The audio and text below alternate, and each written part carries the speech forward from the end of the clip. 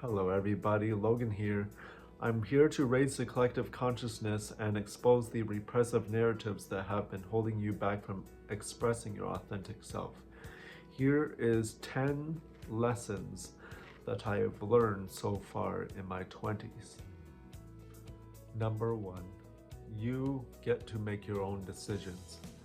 If it seems like you cannot quit your job or do something with your life that actually makes a meaningful impact, that's because you have limiting beliefs towards what you're doing.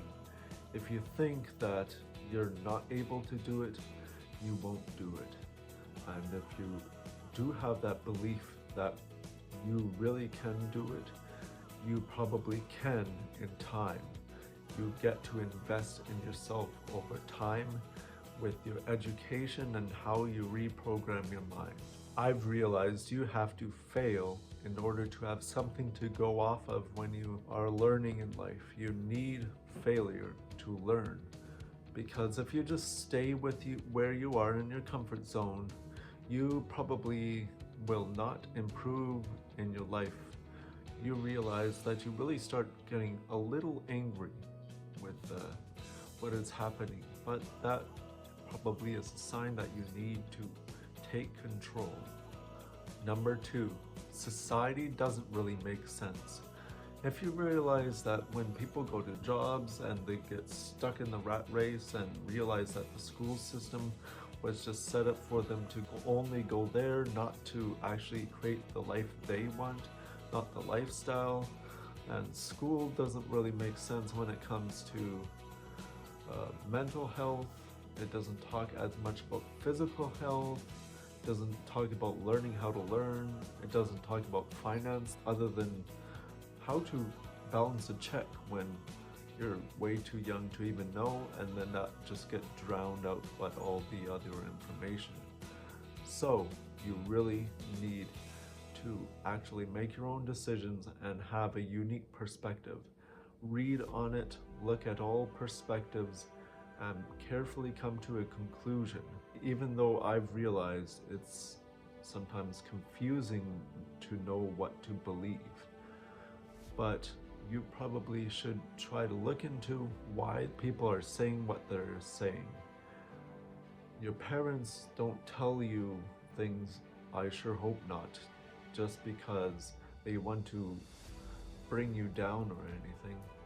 But I believe they have beliefs that are limiting you and do not know what is happening in the digital economy or in business or in any other area.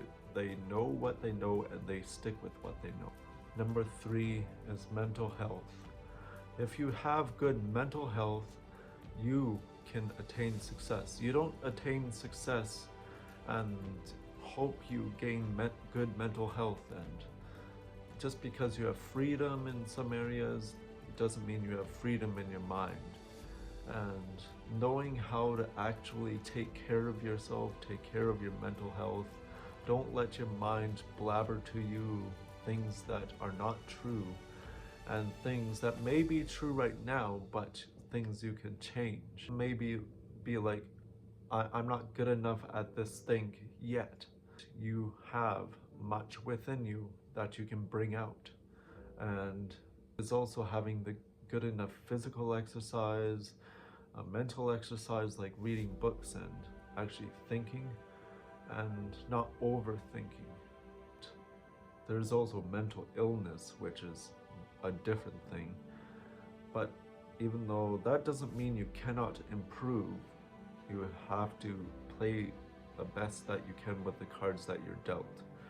Realize that you shouldn't wave a truce flag at your issues.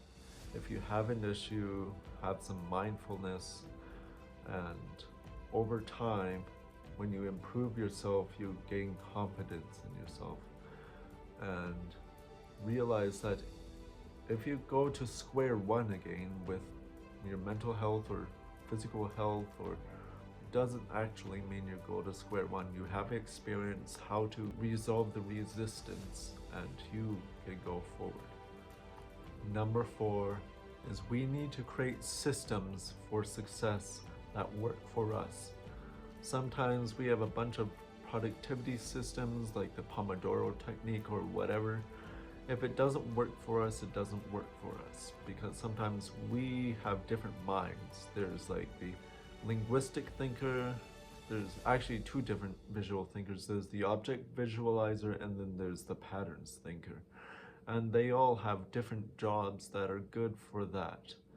And I've realized you have to create systems that will work for you and how you learn and how you go about life.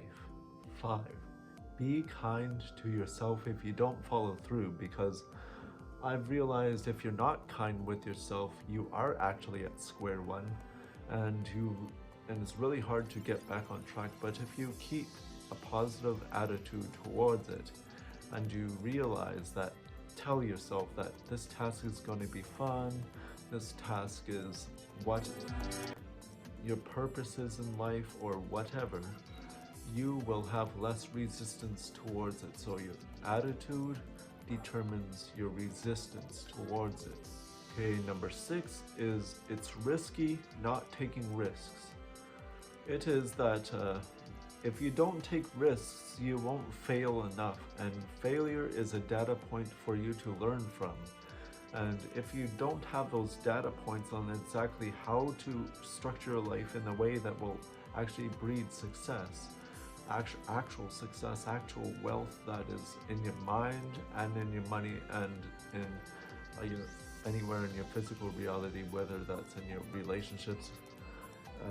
I've realized if you don't talk to that girl or guy that you have a crush on, if you don't start that business or go to that job, that you won't know unless you try.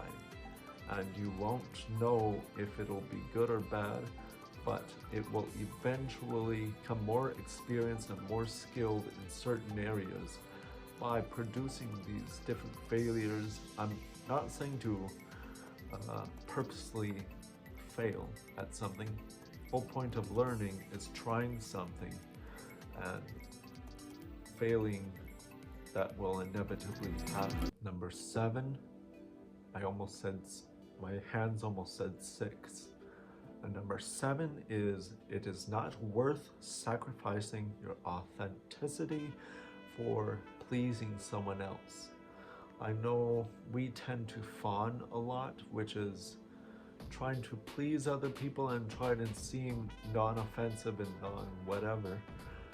If you sacrifice your authenticity, you become really stiff and you start draining your energy a lot, which will definitely affect your social interactions and your interactions with life. If you are not authentic, you'll just be chasing money for chasing money's sake, or have no vision for your life other than just pursuing this one thing.